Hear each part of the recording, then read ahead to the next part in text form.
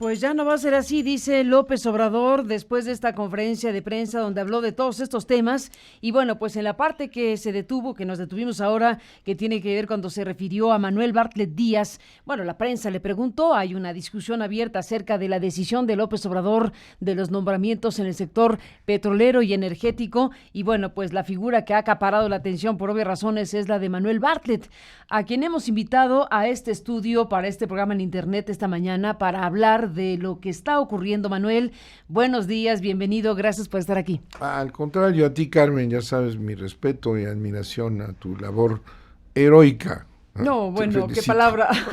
Te felicito. Manuel Bartlett, estás en medio nuevamente de una situación muy compleja, con una polémica abierta acerca de si es correcto o no que López Obrador te nombre el director de la Comisión Federal de Electricidad, con todo lo que ello implica. Bueno, 1988, buen día, las reformas, tu pasado priista, todo este conjunto de cosas de las cuales has estado hablando a lo largo de todos estos días nuevamente. No es la primera vez que hablas de los temas en cuestión, pero en fin, volvamos a los asuntos, volvamos a quién es Manuel Bartlett y por qué genera lo que genera su nombramiento anticipado por Andrés Manuel como parte de un tema central que es el energético y petrolero. Sí, mira, la energía, y lo hemos discutido incluso en tus programas, ahí estuvimos algún tiempo grandes debates con la Bastida y con otro varios panista ahí, ¿verdad? La energía es el pilar de una nación. Pero vamos, y se dice, bueno, sí, no, dime, no, es que yo no sigo lo que me me vas a digas. responder por qué genera esto Manuel Bartlett Díaz asociado al nombramiento, desde luego, pero a ver, ¿por qué al final de cuentas nombrarte genera nuevamente tempestades? Estos temas te acompañarán siempre. No, esos temas no tienen nada que ver con esto, perdóname. En la caída del sistema, y mencionar a Buendía, que es una infamia, ¿verdad? Es la perversión de querer manchar mi carrera de 50 años, en donde nunca he sido acusado de nada, ¿verdad? Y que he tenido éxito en todos mis desempeños. Eso no tiene nada que ver. Lo que tiene que ver es lo que dijo Andrés Manuel con toda claridad 2 veces. Ha sido mi papel en el debate nacional sobre el sector energético. Entonces, hablemos de las dos cosas. Si quieres, empecemos por la energía y después hablamos de lo demás, que tampoco no podemos dejarlo pasar porque es parte de lo que se está discutiendo. No se está discutiendo. Ese es el ataque que está... bueno, no está discutiendo, está hablando de él. Al frente, sí. Tú dices, todo eso es porque lo que viene es ¿qué? Porque mi posición en el sector energético desde hace muchos años es muy clara. Yo he sido siempre nacionalista. Yo considero que la energía es un pilar fundamental para la soberanía nacional de cualquier país. Estuve en contra de la reforma energética, estuve en contra de la reforma de Calderón en aquellos tiempos pasados, y sigo pensando que el país tiene que tener mucho cuidado en el sector energético. ¿Por qué me nombra Andrés Manuel? Bueno, lo ha dicho 2 veces, no lo tengo que decir yo. Él dice, ahí están las razones, que yo he venido defendiendo el sector energético desde hace más de 15 años, son 17 de este debate nacional. Ese es el tema. Mira, en los primeros días de este trabajo de Andrés de reunir a los que van a ser sus colaboradores en la colonia Roma, ¿verdad? He estado participando, entro y salgo, y entonces empieza el run de a dónde voy a ir. Se filtra que en algún momento en una reunión pues muy numerosa de gente que está siendo organizada para los diferentes trabajos y las acciones estratégicas, que yo podía ir al sector energético. Inmediatamente viene una reacción de adentro, ¿verdad? Incluso por ahí se filtra un documento de los consejeros independientes, que es esta invención, ¿verdad?, de que en la empresa debe haber consejeros independientes que son empresarios, que representan empresas muy grandes y que no pueden tener conflicto de intereses, porque es importante que las empresas capitalistas tengan consejeros de otras empresas. Bueno, eso aquí lo meten en la ley y hay consejeros independientes que son empresarios. Los consejeros independientes empresarios, ¿verdad?, que tienen funciones importantes en la Comisión de Electricidad, expresaron en un documento una reflexión sobre la empresa.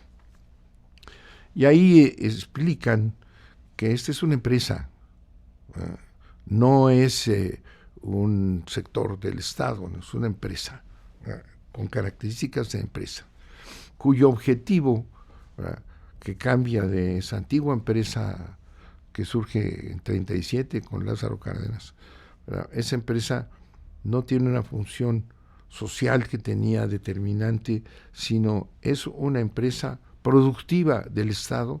Para productiva, ahí está el secreto, para producir recursos, valor para el Estado mexicano, valor, ganancias. Bueno, entonces, estos consejeros independientes, ¿verdad?, empresarios que vienen de otras grandes empresas, consideran que es importante que el director esté en este mundo novedoso de una empresa pública cuyo objetivo es ganar dinero.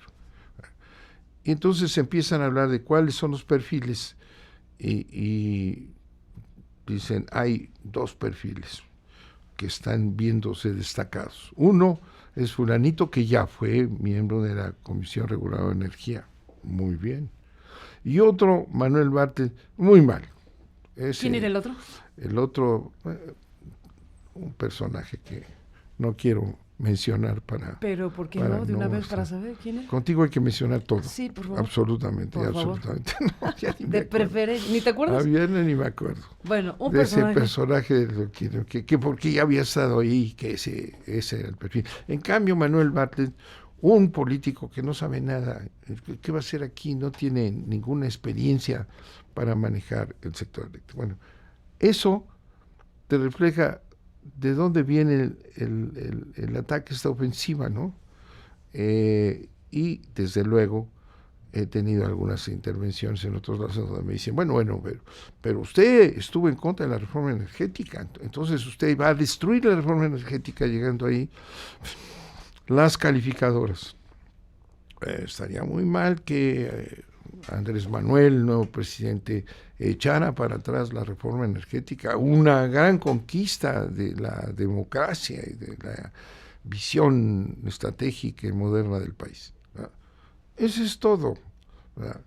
Eso es la defensa ese es el tema. Las reformas, de las reformas estructurales, en particular la energética. Ha dicho López Obrador que por lo pronto que no están pensando hacer una reforma de la reforma constitucional, no están pensando replantear legalmente en términos constitucionales lo que fue la reforma, la madre de todas las reformas del gobierno de Peña Nieto, que es esta apertura radical hacia la inversión privada y extranjera en el sector energético y petrolero. Bueno, si no van a modificar eso, entonces la pregunta es, ¿qué va a suceder con la viabilidad de esa reforma radical de apertura total con la aplicación de la reforma? Es decir, con gente que ha sido como tú o como otros personajes que están también ahora futuros funcionarios de Estado como Montoya, la propia Nale, Romero Oropeza. Bueno, son críticos directos de la reforma energética de Peña Nieto. Y ahora van a estar obligados, porque la ley así lo indica, a operarla. Bueno, tienes toda la razón. Ya Andrés Manuel declaró que no va a nacionalizar nada, que no va a cambiar, que no va a hacer reformas además, aunque tenga mayorías aplastantes en todos lados. Él dice, no lo voy a hacer. Bueno, pero están ahí no lo voy asustados. A hacer, pero nombró a Manuel Bartlett y entonces ahí se paran los pelos de punta. Así es. Ya tocaste el tema. A ver, ahí ya está. tocaste el tema. Bueno, me preguntan, bueno, sí, está muy bien, pero ¿va usted a respetar? Bueno, he insistido una y otra vez, después de defender que yo no tiré el sistema, que podemos regresar si tú quieres a eso, a mí me... Sí, vamos a regresar, a lo mejor nos cuentas algo que no has contado, después de hablar de la energía. A mí me encarga Andrés Manuel, y está clarísimo en lo que ha dicho en 2 ocasiones ya, ¿verdad? Me encarga la dirección de la Comisión Federal de Electricidad. Eso es lo que me encarga a mí, ¿no? Y fíjate, casualmente, el viernes pasado que anunció su voluntad de hacerme director de esta empresa, la CFE envía a la Bolsa de Valores un análisis de su situación financiera y patrimonial, ¿verdad? Porque tiene que justificarse ante la Bolsa de Valores, porque está pidiendo dinero, ¿verdad? El mismo día sale la mención a mí y el desastre de la empresa. Perdió 40,000 millones de pesos en 6 meses. Un desastre. Tiene una deuda brutal. Ya no genera energía, va para abajo. Y sin embargo sube los precios. ¿Cómo ocurrió eso? Bueno, pues la están destruyendo, ¿verdad? Deliberadamente. Yo digo deliberadamente, ellos dicen que es el mercado. Igual que Pemex. Igual que Pemex, exactamente. Tú en los años que han transcurrido has dicho que hay una acción deliberada para destruir. Me tocó el tiempo en donde empezaron a cerrar plantas de la Comisión Federal de Electricidad para darle acceso a generadores independientes, como se llamaron, ¿no? Pero yo digo esto, estamos en el marco de que no va a haber una reforma constitucional, que podríamos hacer, ¿verdad? Que no va a haber un cambio. ¿Perdón? No está en tus manos, pero ¿te gustaría que ocurriera una reforma constitucional? No, fíjate que está muy interesante el reto. A ver. El reto es rescatar a la CFE. ¿Y cómo lo vas a hacer? Ese es el dicho por Andrés. ¿Por qué lo nombré?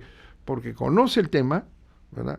Y porque es un desastre la empresa, y porque no genera energía y entonces sube las tarifas. En los últimos años viene subiendo las tarifas. ¿Qué es eso?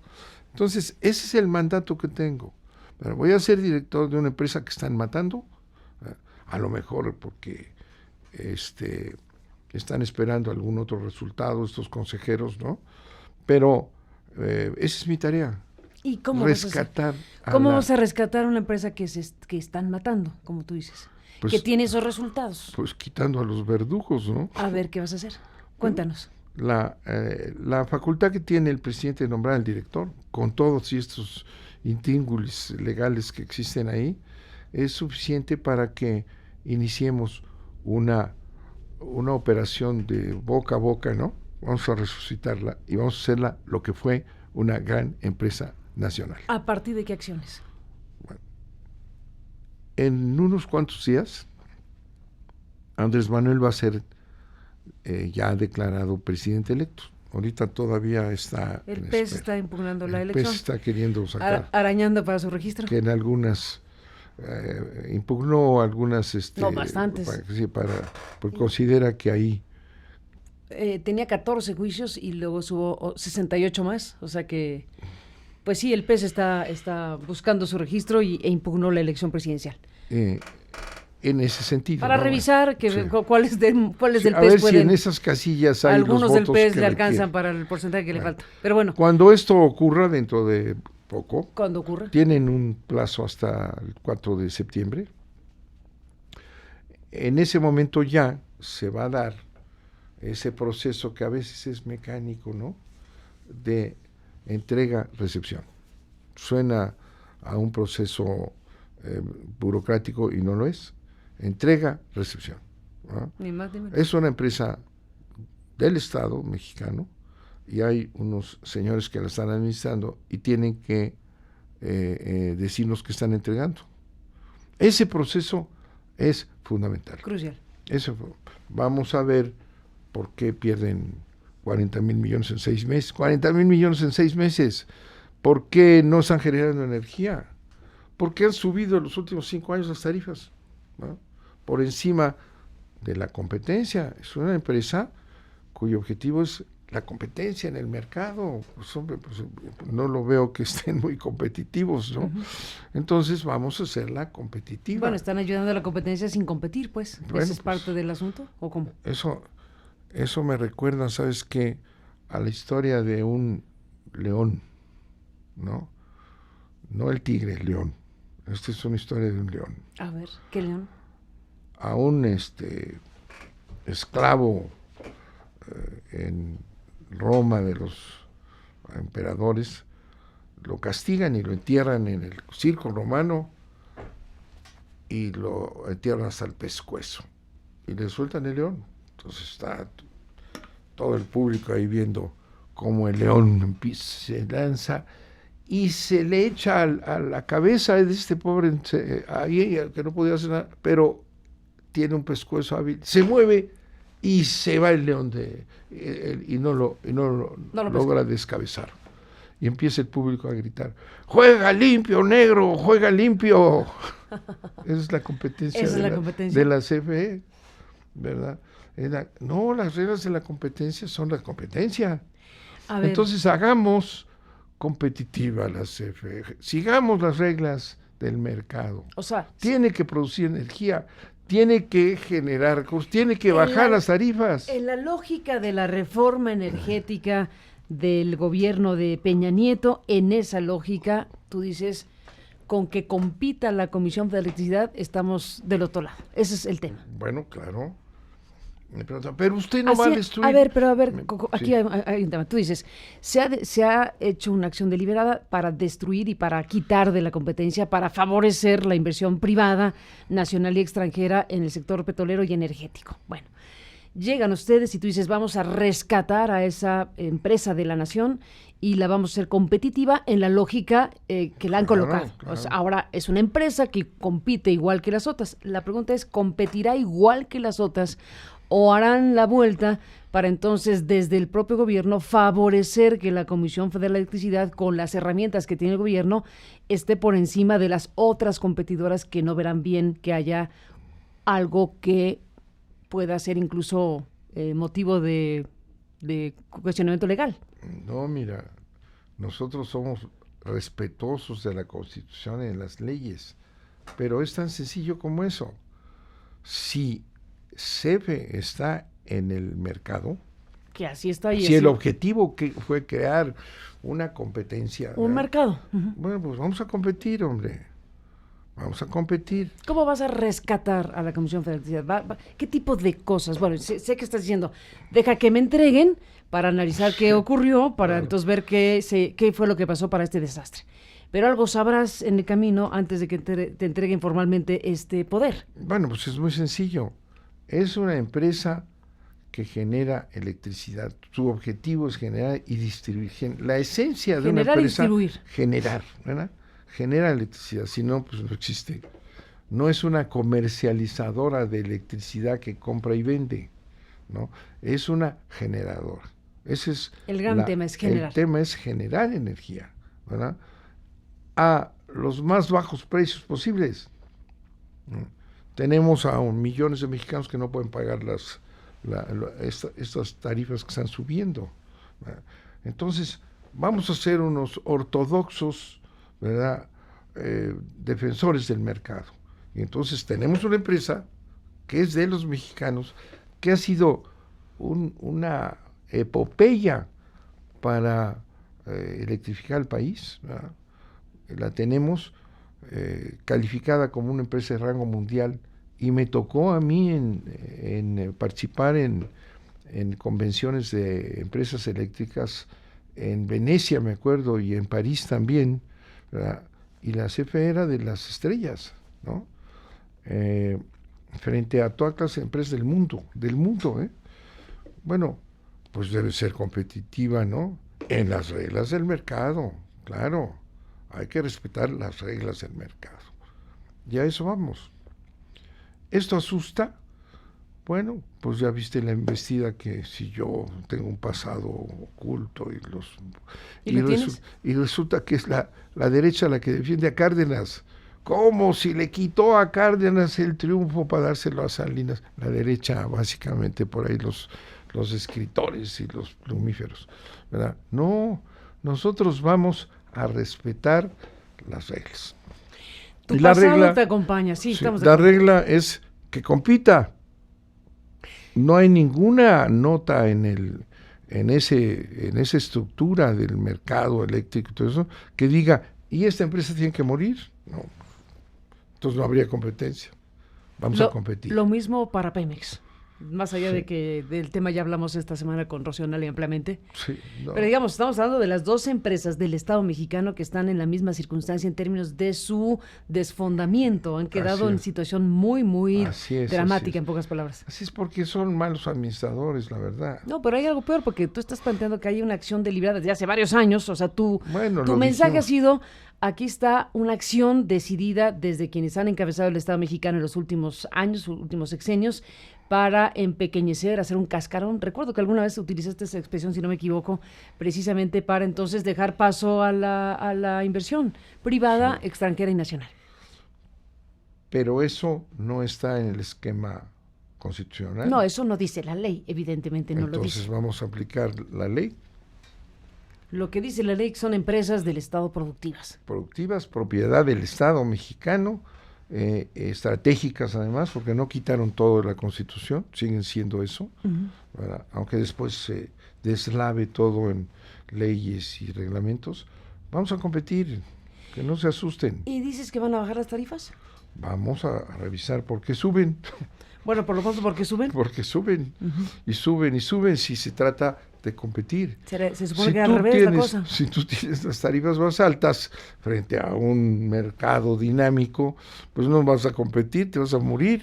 Pero a ver, los defensores de la reforma dicen, sí, van a bajar las tarifas como efecto de la competencia y el mercado, pero no a la primera, se tarda unos añitos. Sí, Denle chance a la sí. reforma. También dijeron que esta filosofía del mercado va a tener el resultado de que va a ser una cascada de beneficios en algún momento para la población, ¿no?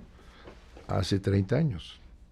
Y lo que tenemos es un país empobrecido, la mitad de la población no tiene ninguna esperanza, entonces esa ficción de ese mercado todavía no se logra, ¿no? Todavía no se logra en el sistema eléctrico tampoco. Pero nosotros somos convencidos del mercado, vamos a competir, ¿verdad? Eso es todo. Pues estás asumiendo totalmente el espíritu de la reforma Claro, de Peña Nieto. claro. ¿Ya lo porque- asimilaste?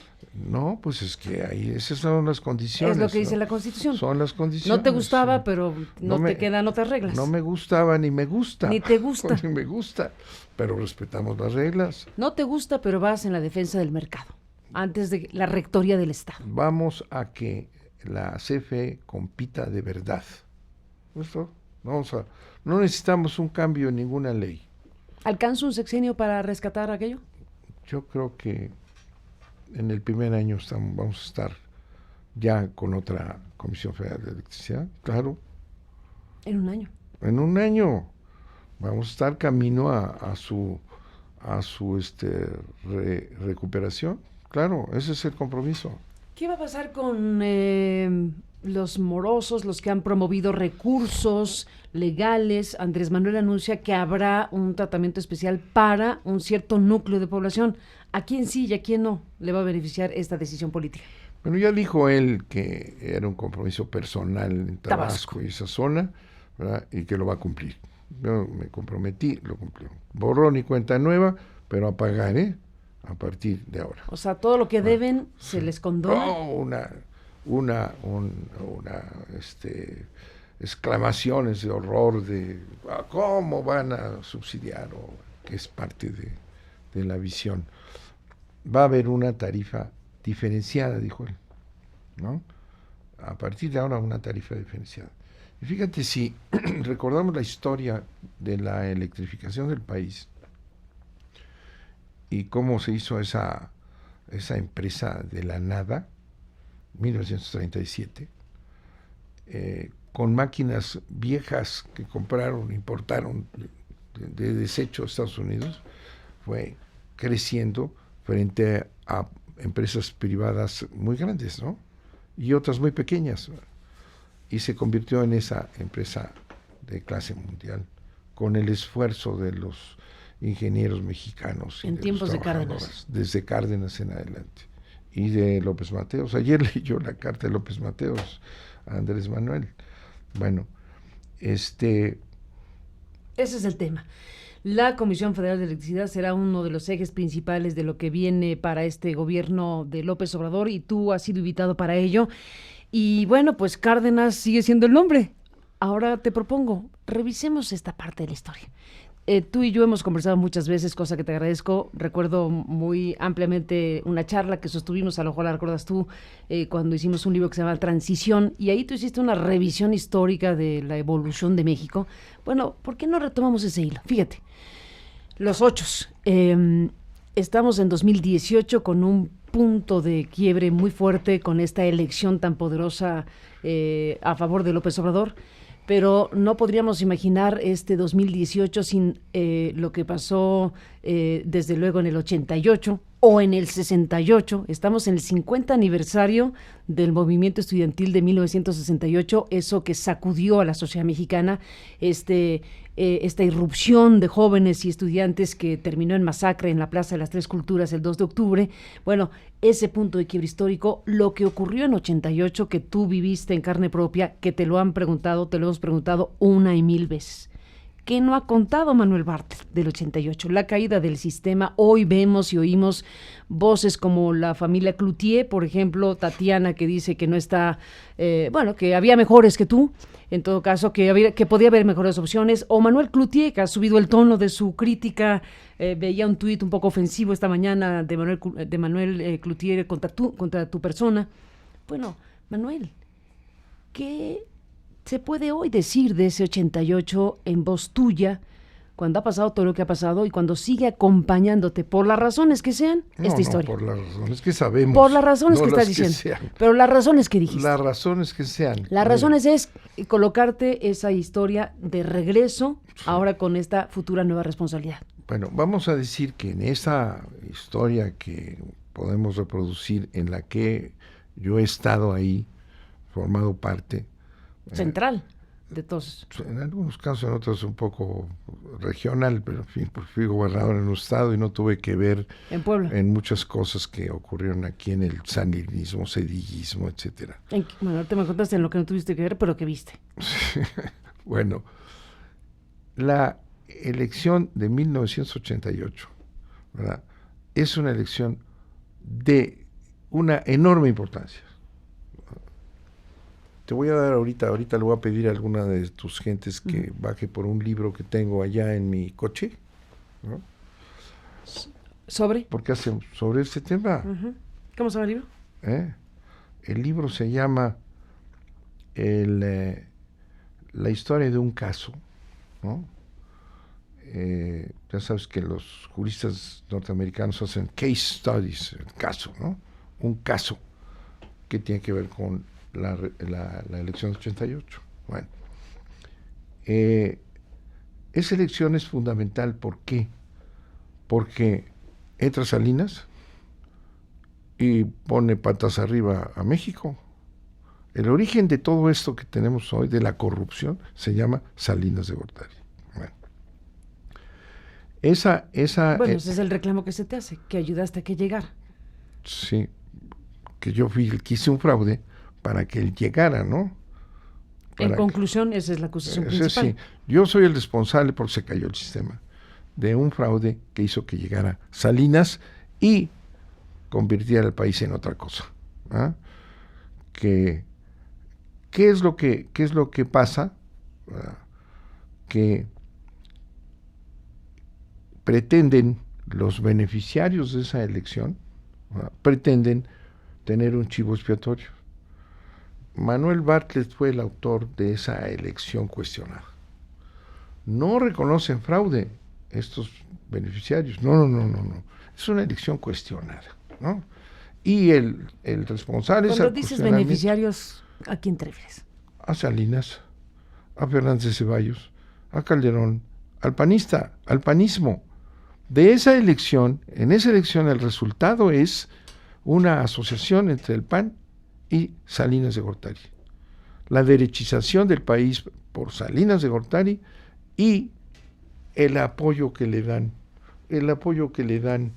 los panistas, porque tuvieron el mayor número de diputados en su historia y no querían, y esto es público, está en libros, no querían los dueños, los capitostres, los dueños del PAN, ¿verdad?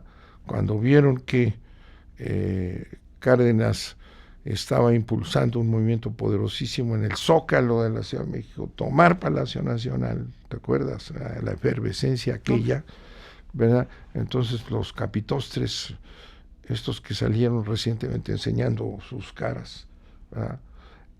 Dijeron, nosotros no queremos que se caiga esa elección, no queremos que haya un movimiento poderoso para tirar la elección, porque entonces el que va a ganar va a ser Cuauhtémoc Cárdenas y nosotros no queremos a Cuauhtémoc Cárdenas como presidente de la República, ¿verdad? Ahí Cloutier juega un papel, él insiste en que se tiene que seguir la lucha, lo hacen a un lado, los panistas lo hacen a un lado.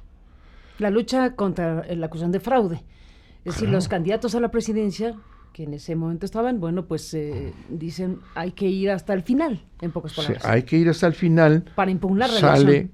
Cuauhtémoc, la señora Ibarra de Piedra, Cloutier y todos ellos, y en el Zócalo dicen tomemos el Zócalo. ¿Te acuerdas?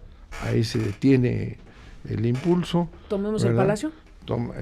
Se detiene, llegó a pero plantear hubiera eso? sido, gracias, hubiera sido muy peligroso ese. Muy peligroso, que es una decisión que finalmente debe haber tomado Cuauhtémoc Cárdenas. Sí, a final de cuentas, le dicen, nosotros queremos a Salinas, ¿no?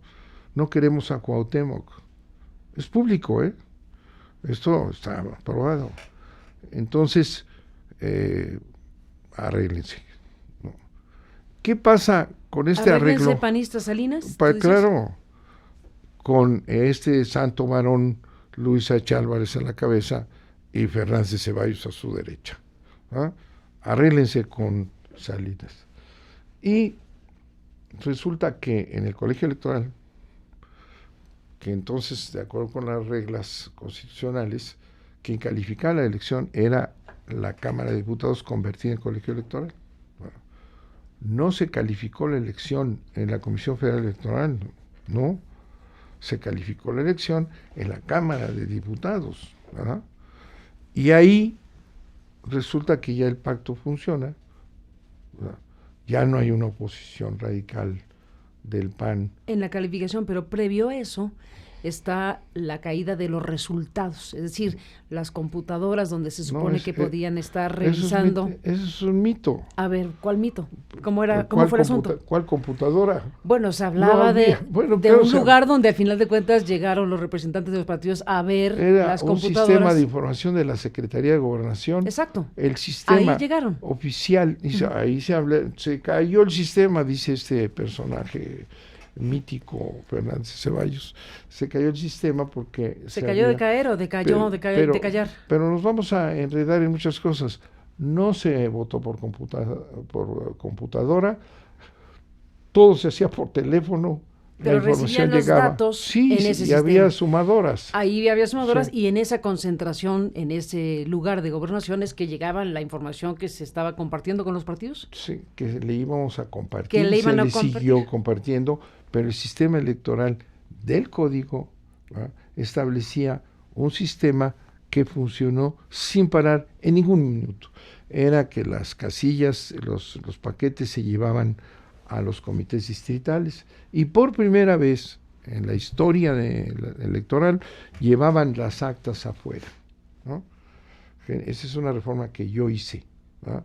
Anteriormente se esperaban 8 días, se llevaban las urnas cerradas, protegidas por el ejército, y hasta 8 días después se abrían, o si había una oposición se contaban. En esa elección las las actas iban por fuera y se tenían que ir concentrando en 300 comités distritales. Nunca falló, nunca. Manuel Bartlett, y aquí lo vas a ver en este librito. Déjame te pregunto, básicamente, y ahora me cuentas, Ciribio, que nos vas a compartir. ¿Hubo o no fraude electoral en 1988? Me han preguntado eso muchas veces.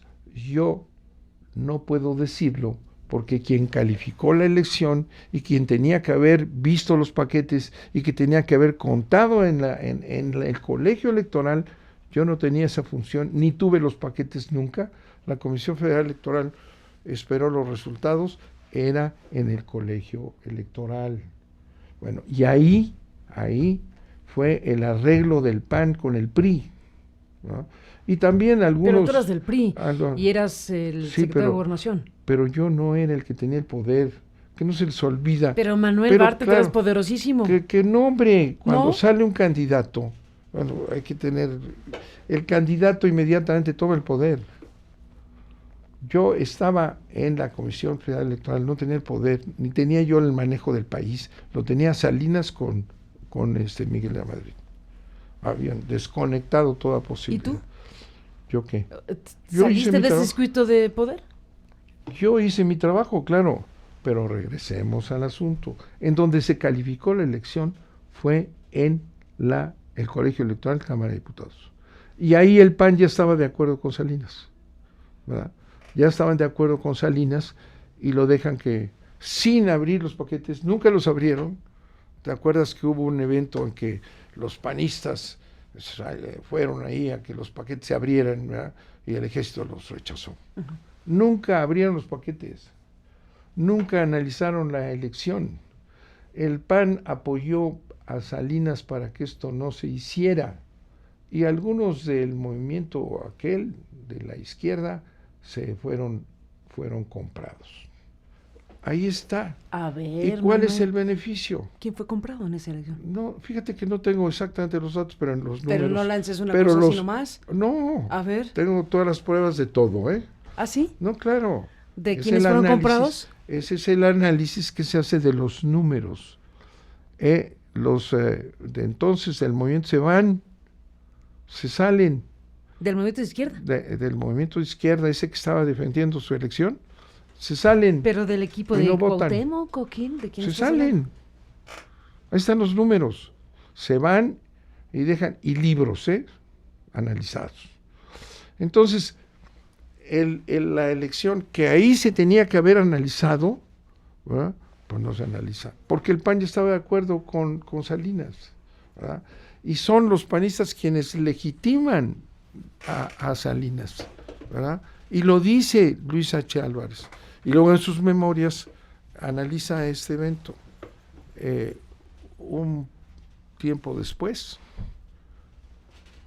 Fernández de Ceballos en la tribuna, ahí es precioso, está el video con su característico vigor, ¿verdad? Dice que hay que quemar los paquetes, porque ¿para qué tenemos ese montón de papeles inútiles? Ya no sirven para nada. Han estado en manos del gobierno perverso, su socio, ¿verdad? Entonces, hay que quemarlos. Por ahí grita alguien, empiezan a gritar, no, cállense, les dice, vamos a quemar los paquetes. Y queman los paquetes electorales, ¿verdad? ¿Quién? Salinas y Fernández de Ceballos. Y Luis H. Álvarez lo acepta.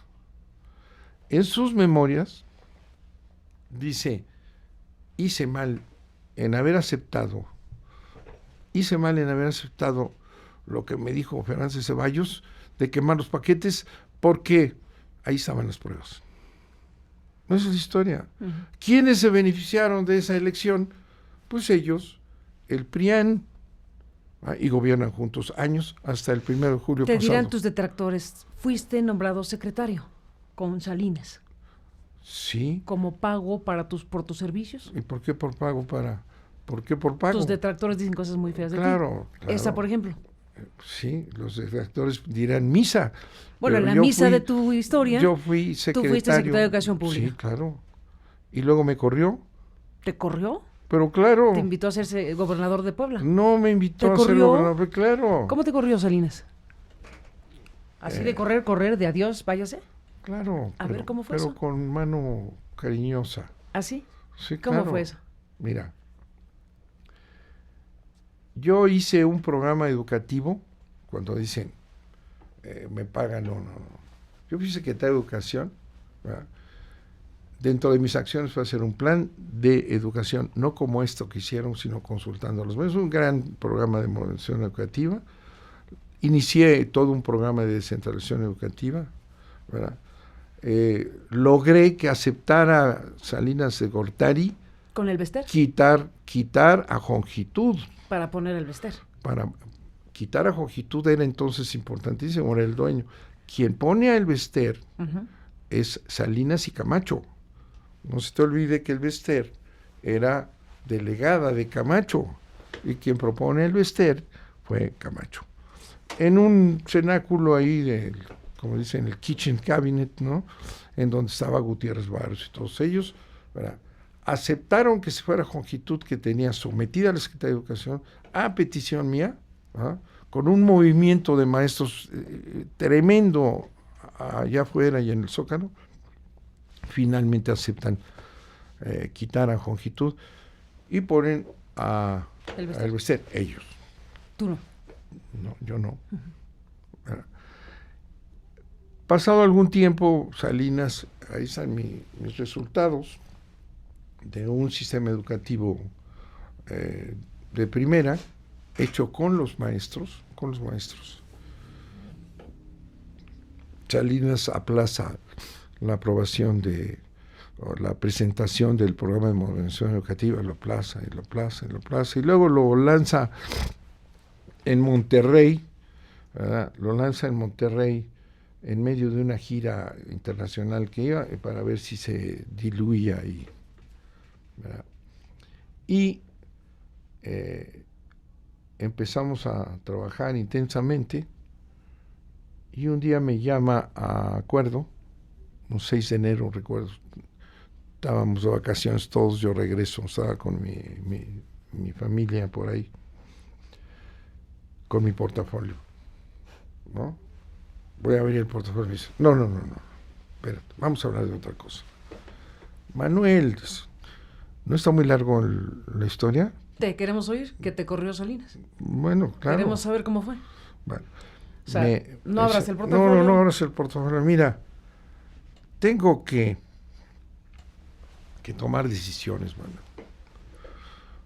Tengo que preparar la sucesión presidencial, porque recordamos que le fue muy mal a Salinas en su destape y campaña. Vamos a prepararla con mucho cuidado y yo fíjate, fue una historia muy interesante porque no ha funcionado la separación que se hizo de Hacienda. Por un lado presupuesto y por otro lado el gasto y el cobro, ¿no? No ha funcionado y voy a unificar otra vez Hacienda. Se va a quedar Aspe de presidente.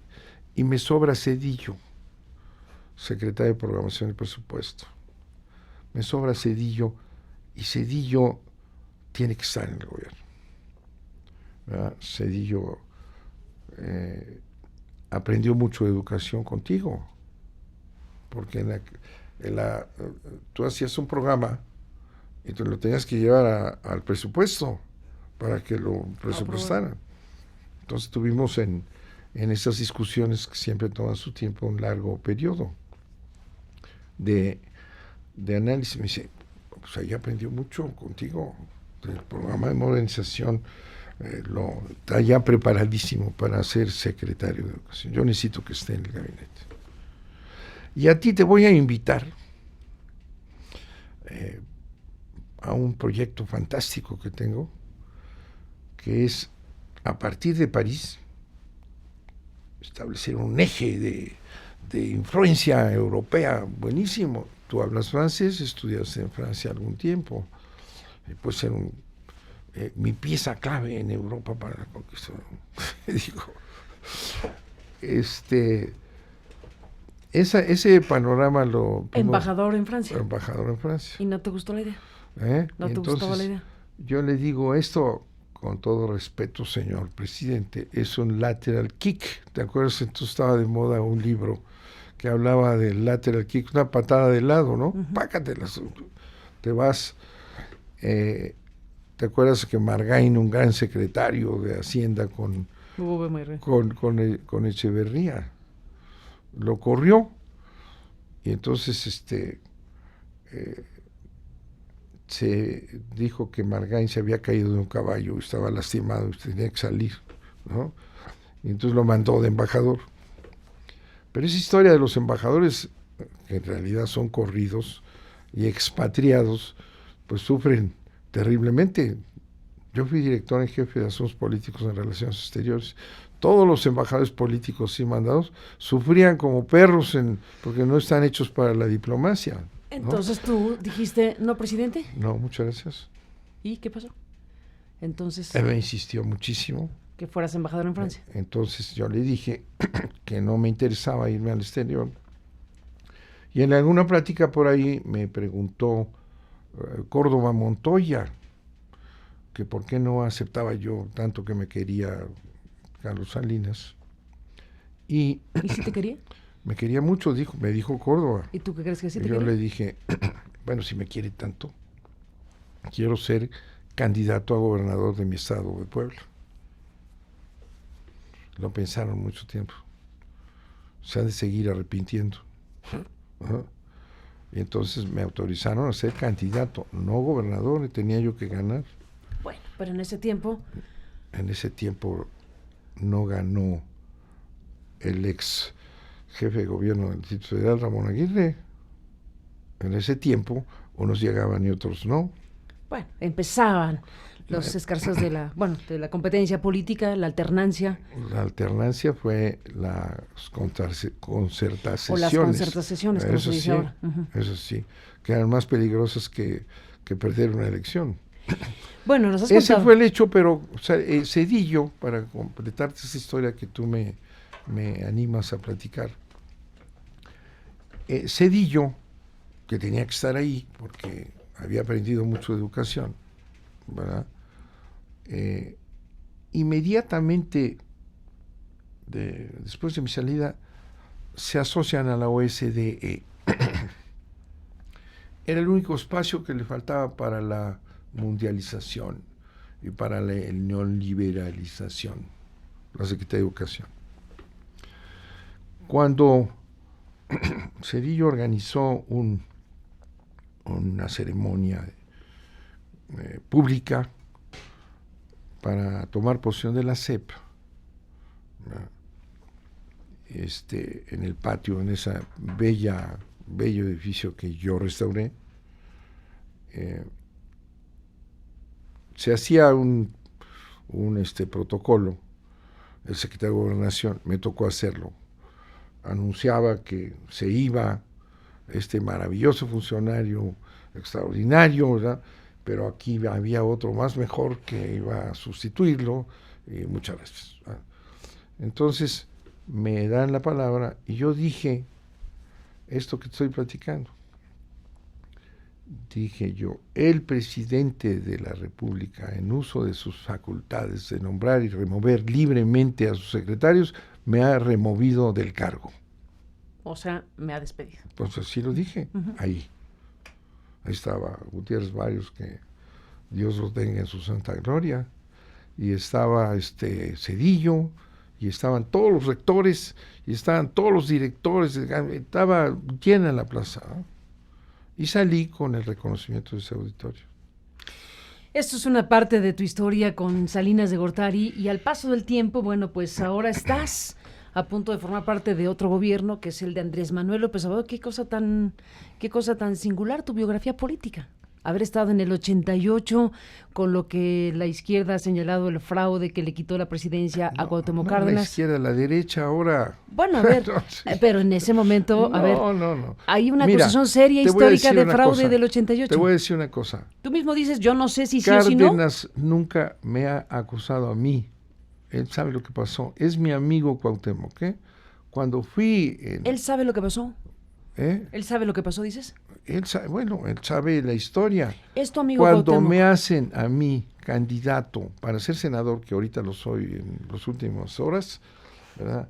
Cuauhtémoc dice públicamente que le parece muy bien que Bartlett sea senador para que defienda el sector energético como lo ha hecho. Dicho por Cuauhtémoc Cárdenas. Yo no tengo pleito con él, al contrario, ni él conmigo. ¿Y cómo quedaste con Cloutier? Nunca lo he tratado. Bueno, no, murió el candidato, pero No, digamos, pero habla sus en herederos. aquel tiempo nunca lo traté, Nunca hablé con él. Uh-huh. Nunca hablé con él. Él fue uno de los 3 candidatos y quedó en tercer lugar. Y es esta historia de que, y está escrito, ¿me entiendes? Que él quería seguir peleando y no lo dejan porque hay un arreglo. Esa es esa historia de esa elección importantísima porque le da un vuelco al país. Y el PAN es el que legitima, el PAN abiertamente legitima a Salinas, y los que hacen presidente a Salinas son los panistas. ¿Qué papel juega Salinas de Gortari hoy por hoy en México? Su sombra parece que flota por ahí. Yo creo que ahorita ya ninguno, ¿eh? Ahorita. ¿Y en el sexenio de Peña? Pues ahí lo vimos, hombre. Aparecía. ¿Tú lo viste? No, pero su sombra sí. Su sombra ominosa flota en el espacio. Su sobrina secretaria de Relaciones Exteriores. Presidenta del PRI. Presidenta del PRI. No anda ahí la sombra de Salinas de Gortari. ¿Qué dice tu libro, que nos estás diciendo? Manuel Bartlett. Este es un juicio por daño moral. Un juicio, ante la Suprema Corte de Injusticia. ¿Suprema Corte de? De Injusticia. ¿De Injusticia a la Nación? De Injusticia. A ver, ¿qué pasó? Yo aquí lo demuestro. Estudio de caso, la caída del sistema. ¿Libro lo escribes tú? Claro. Y aquí es donde cuentas, ¿y qué juicio es? ¿A quién acusaste? ¿O qué pasó? Bueno, eso ya te lo voy a dejar para que lo leas. Danos un resumen breve de qué va este libro. Es una explicación a partir de las supuestas pruebas, ¿verdad? De las supuestas pruebas de que yo fui el responsable del fraude electoral del 88. ¿No? Ahí está. Te lo dejo. Bueno, pero es sigamos. una contribución al tema y lo dejamos aquí, esta parte de la conversación que tiene que ver con 1988, que ni hablar, es un momento histórico, un quiebre de la nación, tú mismo lo has reconocido. Claro. México es absolutamente diferente desde esa elección a la fecha. Pero la responsabilidad está en el PAN también, ¿eh? Ese PAN y PRI que gobernaron juntos, en donde el PRI ayudó al PAN a gobernar, en donde una tecnocracia neoliberal priista gobierna de principio a fin y lleva hasta un candidato de ese grupo a la presidencia de la República en una derrota espectacular. Manuel, bueno, tú dices, yo no puedo decir si hubo fraude o no porque yo no califiqué la elección, no me siento responsable de una No, yo no elección. dije no me siento responsable. ¿O sí te yo sientes estaba responsable? ahí sentado. Pues, sí, a ver, ¿de qué eres responsable? ¿Cómo te defines? Si yo te pido, como te pido, que definas a Manuel Bartlett 1988, ¿cuál es la frase que usas para decir tu papel ahí? Bueno, yo cumplí la responsabilidad que me tocó, el sistema funcionó impecablemente, la información que está establecida en el código nunca dejó de fluir, que es la más clara demostración de que no hubo una caída del sistema que ¿Dejó de funcionar la computadora? ¿Qué pasó? ¿Por qué la frase de Diego Fernández? Porque dejó de llegar una información que no era la información pública. La información pública nunca dejó de funcionar. Pero está en todos los periódicos del país de esa época, mencionados ahí. No lo digo yo. Todo el proceso de cómo fueron llegando las actas a los comités y tal, nunca se interrumpió. Y está en la prensa. Seguimos en la revisión histórica, ni hablar, es obligado. 1968, 1988, 2018. Estamos hablando también de una serie de situaciones que en estos años, desde luego, marcan tu biografía y marcan también la vida del país. Más otras cosas que no dicen, ¿verdad? Por ejemplo, ¿qué de ti no se ha dicho? Fui un secretario de Gobernación 6 años. que manejó el país 6 años el único que ha durado. Manejó el país Voy a Palencia sin también. represión alguna, ¿verdad? Con un cuidado en una crisis brutal, en donde la deuda se fue a las nubes, marchas cívicas nacionales. Nunca hubo una represión en mi periodo. Manejé perfectamente bien 6 años este país. Yo. Eso no lo dicen. Lo estás diciendo tú. Fui el mejor gobernador de Puebla, dicho aquí horrible se oye, ¿no? Sí, se oye un poco Se oye un vanidoso poco de tu parte. vanidoso, sí. Poquito. Bueno, pues ahí está Fui otra vez a una elección y ganamos la elección. Obligado el paréntesis aquí. Puebla 2018, ¿cómo estás viendo tú tu estado en esta ¿Ahorita? elección para la gubernatura? Sí, Perdona el paréntesis aquí, porque estamos también con la acusación No, de fraude. Ya sé que contigo hay que contestar todo a bote pronto y que tienes todo el archivo en tu cabecita siempre. A ver, ¿qué dices? La elección en Puebla, bueno, es un arreglo inicial de Peña Nieto con Moreno Valle. ¿De Peña Nieto con Moreno Valle? Pero absolutamente. A ver. Le deja que deje a su alfil ahí de disque gobernador y el PRI no hace nada para echarlo para abajo, porque hay un PRI comprometido con Moreno Valle, ¿no? Entonces deja. ¿Por qué? Porque la confusión ya que existe en ideologías y todo es espantosa. El Moreno Valle trabajó con Melquiades Morales, y luego Melquiades Morales estuvo con Moreno Valle convertido en panista, ¿no? Convertido en panista Moreno Valle. Bueno, realiza un gobierno espantoso, corrupto hasta la médula, miles de millones deja de deuda disfrazada, ¿verdad? Somete a los poblanos, lo cual es una vergüenza de los poblanos, ¿verdad? Lo aguantan, ¿verdad? Y hace una serie de obras muy vinculadas a las que se hicieron aquí en México. OHL haciendo pasos a desnivel, ¿verdad? El Banco de los Hank haciendo un museo precioso en terrenos que yo dejé ahí para jardines, que costó miles de millones, 6, 7 mil millones, un museo, teniendo un museo maravilloso en el centro de la ciudad, ¿verdad? Que ahí estaba, ¿no? Porque hay que hacer obras, ¿no? Con los Hank hacen un museo de 7 mil millones, un paso a desnivel que no sirve para nada, ¿verdad? Un paso ahí, un tercer piso con OHL, en fin, hay una serie de contubernios con la corrupción de aquí. Entonces no presenta una batalla del PRI y ponen a un señor Gali con el mismo secretario de gobierno, el mismo procurador, el mismo... Se extiende todo, el gobierno ¿no? a través de Gali. Sí, con un arreglo con Peña Nieto. Así en directo. Claro. De otra manera hubiera salido otra cosa. Fíjate, vuelve a aparecer el Partido de Acción Nacional.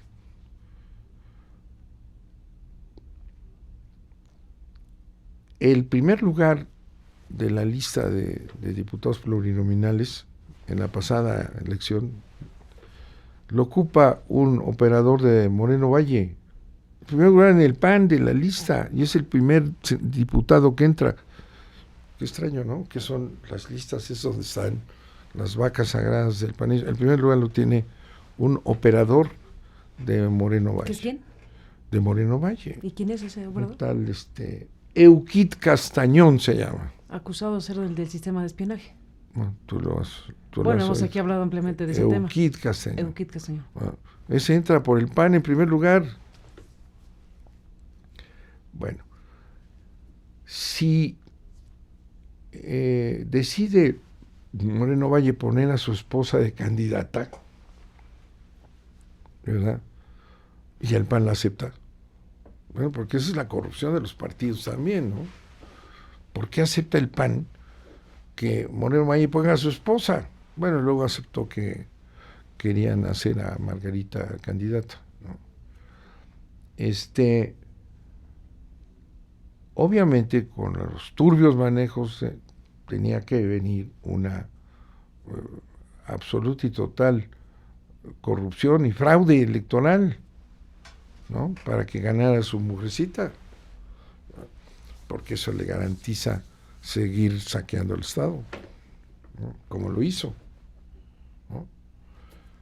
Y resulta que gana su mujercita y está impugnado el proceso por Barbosa, que fue el candidato de Morena. Y está pues en ese trance y el tribunal tendrá que resolver la elección poblana. Ese es un capítulo. Cierro el paréntesis porque era obligado preguntarte por obvias razones sobre lo que está pasando. Estás escribiendo mi biografía. Estamos ya escribiendo tu biografía ya para que la firmes con Random House Mondadori y que te publique la biografía. Bueno, para hablar de tu biografía, y no nos podemos despedir, Manuel Bartlett, porque hemos hablado de la Comisión Federal de Electricidad, hemos hablado del 88, hemos hablado de Puebla, hemos hablado de Salinas, de Peña y de más cuestiones que aquí están.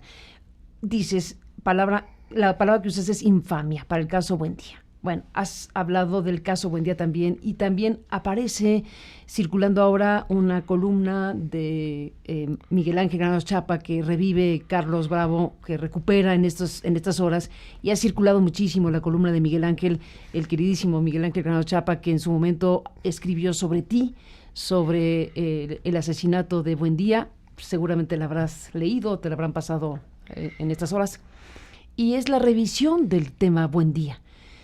Manuel Bartlett, un asesinato como el del periodista Buendía igualmente marcó historia para México. Fue un asesinato ominoso, un asesinato artero, etcétera, donde alguien que trabajaba bajo tu responsabilidad, que era José Antonio Zorrilla, acabó en la cárcel, imputado y acusado de ese asesinato. Y la pregunta que te acompaña también es: ¿nunca supo Bartlett de ese asesinato si su operador o su director de la Federal de Seguridad fue hallado responsable del caso Buendía tantos años después? Hoy, ¿qué dice Manuel Bartlett? Mira, Granados Chapa,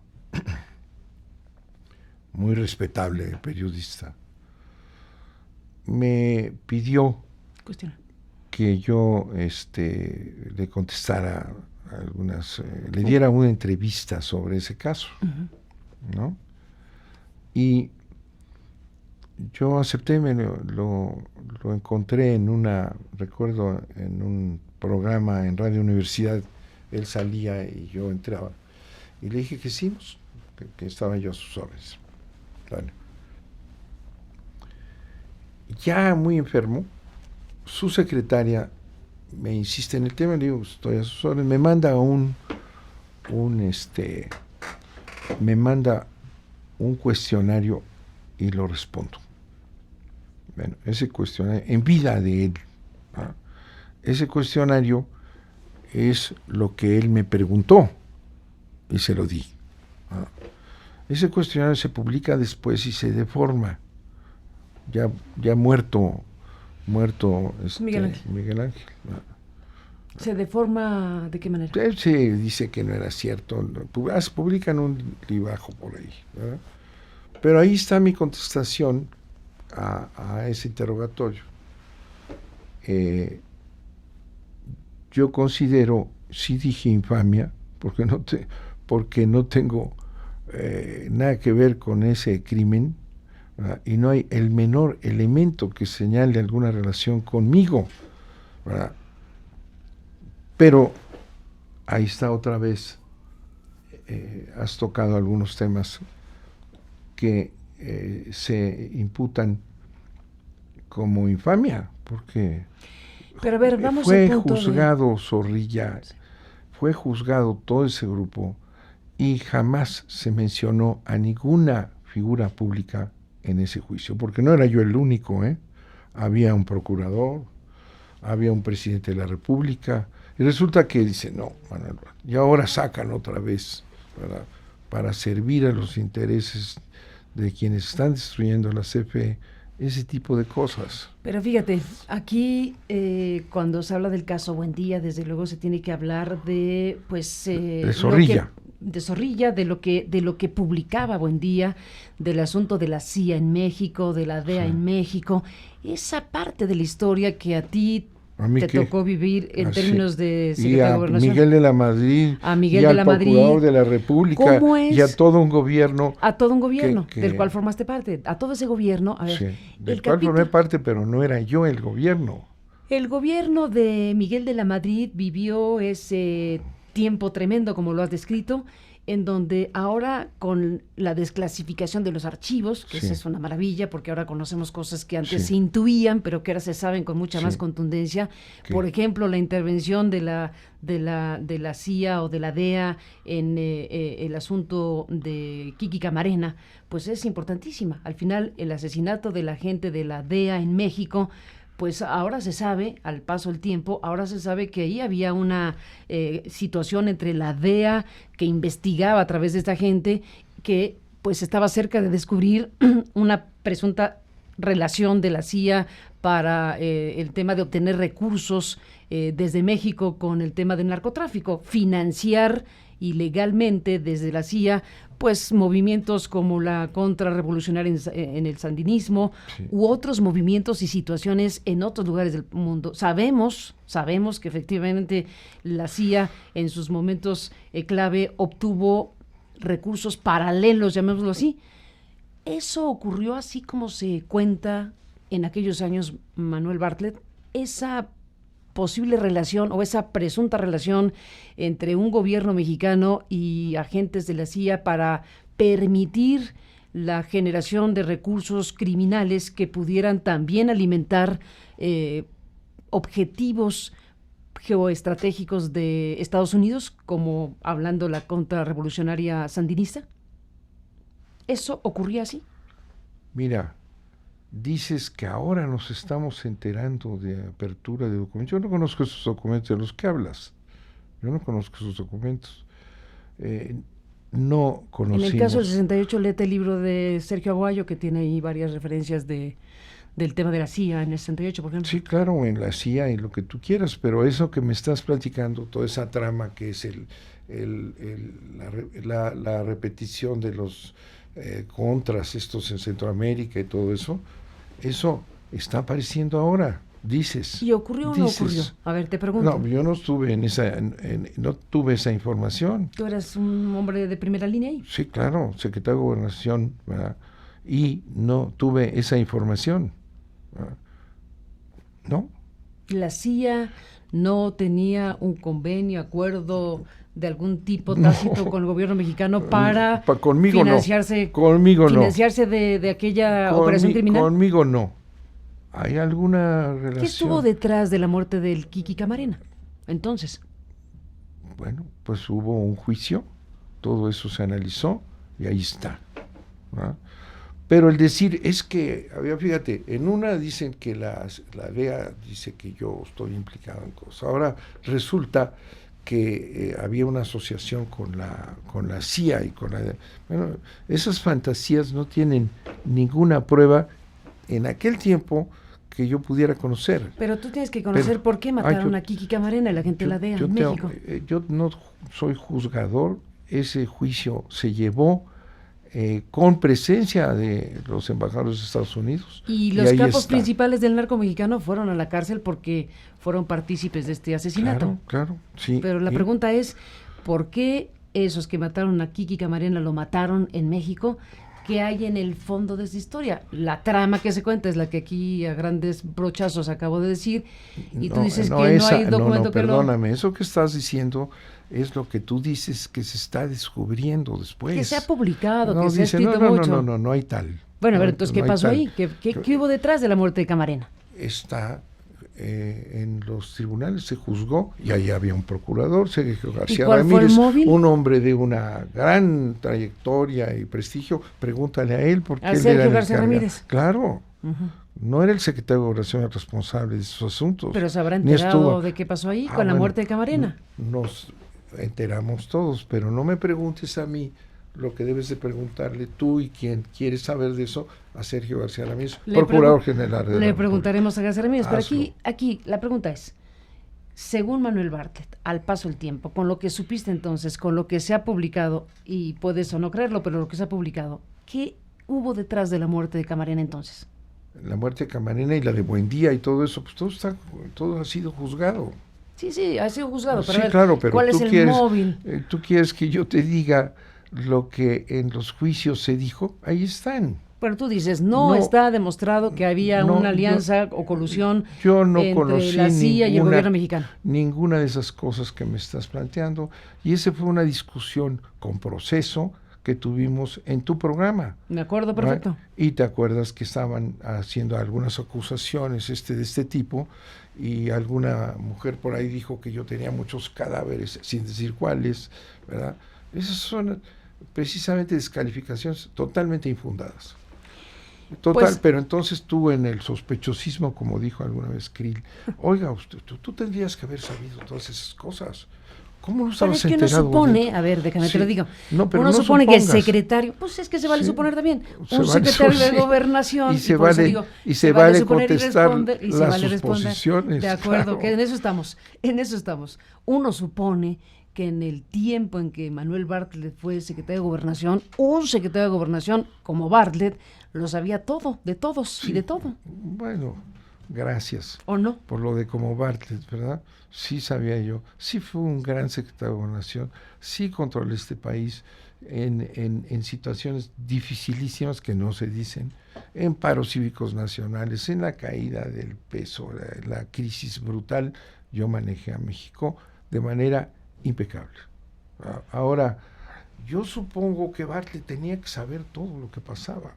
Tú supones, bueno, pues te respeto tus suposiciones, pero para que confirmes esas suposiciones, háblale a Sergio García Ramírez, que era el responsable. ¿Tú crees que quiera contestar Sergio García Ramírez? No sé, pero ya lo vamos a intentar. Búscalo. Lo vamos a buscar. Dile, oiga, usted fue el procurador. Usted fue el procurador en el tiempo de la muerte de Camarena. Usted fue el procurador cuando la muerte de Buendía. El presidente de la República, pues lo tenía usted ahí para esos fines. No era la responsabilidad del secretario de Gobernación. Pero hay una suposición de que Bartlett, porque era Bartlett. Pues no más. Pues sí. Qué pena, sí. Pues hay cosas que no supe. ¿No supiste de Camarena? Claro, lo que es oficial. Yo no puedo ir más allá de lo que es, que no me tocó a mí los juicios. Esos los vigiló la Procuraduría de la República, Sergio García Ramírez, que es un gran jurista y respetadísimo, y los Estados Unidos también, la Embajada de Estados Unidos. Déjame decirte, para ir cerrando esta conversación larga que te hemos robado, la CIA en México, la DEA en México, ¿eso es un mito o es una realidad? Entonces y ahora. Bueno, te voy a mandar intervenciones mías en el Senado de la República. Cuando comparece Osorio Chong, ¿verdad? Y le leo un New York Times, ¿verdad?, en donde señalan que cuando estaban preparando la entrega-recepción, ¿verdad?, del gobierno anterior, los llevaron a la Embajada de los Estados Unidos y ahí les dijeron dónde estaban y cuál era la presencia de las agencias internacionales en México abiertamente. ¿Cuando llegó Peña al gobierno? Cuando llegó Peña. ¿Los llevaron entonces a quién? Dijeron a los responsables, ¿A Osorio Chong? Osorio Chong. Y ahí se lo dije, mire, aquí está este periódico. Y lo negó. Pero la presencia, y eso es lo que hemos señalado muchas veces, de todas las agencias internacionales de Estados Unidos están operando en México en asociación con el gobierno de Peña Nieto. Y de Calderón, para empezar. El plan, ¿cómo se llama? El plan Mérida, ¿verdad?, que metió a este país en una tragedia humanitaria brutal, ¿verdad?, suscrito por Calderón, ¿verdad?, por encima del Senado, que nunca aprobó el Senado todos esos acuerdos que se fueron desarrollando durante años, acuerdos con una potencia extranjera no aprobados por el Senado de la República. Eso lo dije. Ahí está. Públicamente, todo lo que yo sé de eso lo hice público en el Senado de la República.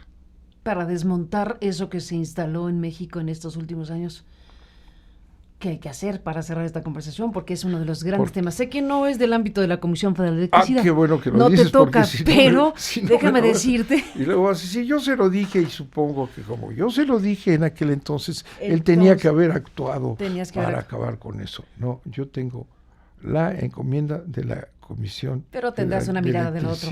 Para cerrar, vamos a cerrar esta conversación con esto.